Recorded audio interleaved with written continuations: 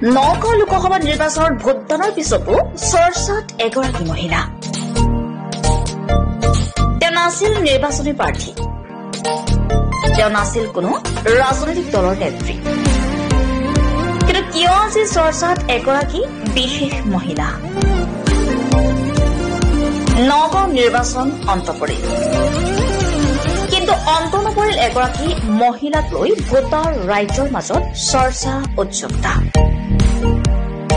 তেওঁ আন কোনো নহয়, সৰলতাৰে সকলোকে মুগ্ধ কৰা, অকৃত্ৰিম স্নেহেৰে সকলোকে আদৰি ল'ব পৰা, মাৰ্জিত পোছাক পৰিচ্ছদ, সহজ সৰল কথা বাৰ্তা আৰু কামেৰে নিভাজ গাঁৱলীয়া বোৱাৰীৰ পৰিচয় দাঙি ধৰি ধৰ্ম বৰ্ণ নিৰ্বিশেষে সকলোৰে অন্তৰ জয় কৰিব পৰা মোহময়ী অভিনেত্ৰী আইমী বৰুৱা।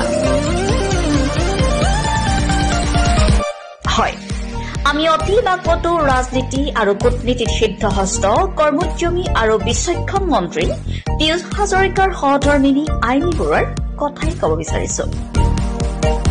মন্ত্ৰীৰ পত্নী হৈও অহংকাৰ শূন্য সাধাৰণভাৱে জীৱন উদযাপন কৰা আইমী বৰুৱাই কিন্তু স্বকীয় পৰিচয়েৰেহে সদা গৌৰৱান্বিত।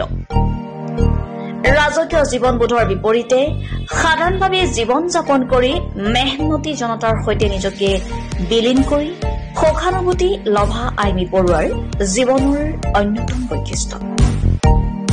চলচ্চিত্ৰ জগতৰ জৰিয়তে আত্মপৰিচয় দাঙি ধৰি জনতাৰ মৰম আৰু আশীৰ্বাদেৰে উজ্জীৱিত আইমী বৰুৱাই নিৰ্বাচনী প্ৰচাৰ অভিযানতো সৰলতাৰে মুগ্ধ কৰিছিল ভোটাৰ ৰাইজক।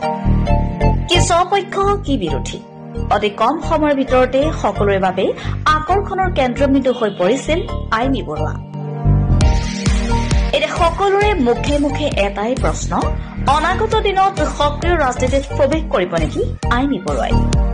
যদি সঁচাকৈ ৰাজনীতিৰ পথাৰখনত প্ৰৱেশ কৰে তেওঁ, তেতিয়াও অনুধৰণীৰ সলমনা উদাৰমনা আইমী বৰ্তাই ৰাখিব পাৰিবনে সেই মেহনতি জনতাৰ প্ৰতি নিভাজ দায়বদ্ধতা? News desk report, Assam live 7। আপুনি আপোনাৰ সন্তানৰ নামভৰ্তি কৰিলেনে? অপেক্ষা কিহৰ?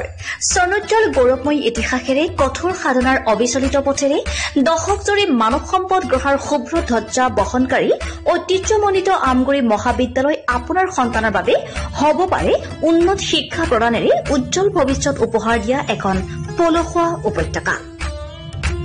মহাবিদ্যালয়খনে উচ্চতৰ মাধ্যমিক চূড়ান্ত পৰীক্ষাত অসমৰ ভিতৰতে দ্বিতীয় আৰু সপ্তম স্থান দখল কৰি দুবাৰকৈ অঞ্চলটোলৈ গৌৰৱ কঢ়িয়াই আনিছে।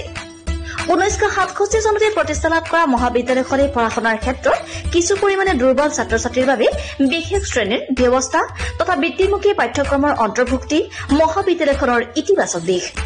নাকৰ দ্বাৰা এ গ্ৰেড লাভ কৰা আমগুৰি মহাবিদ্যালয়ত আপোনাৰ সন্তানটিক নামভৰ্তি কৰাই আপুনি সফলতাৰ অংশীদাৰ হোৱাৰ সুযোগ লাভ কৰিব পাৰে।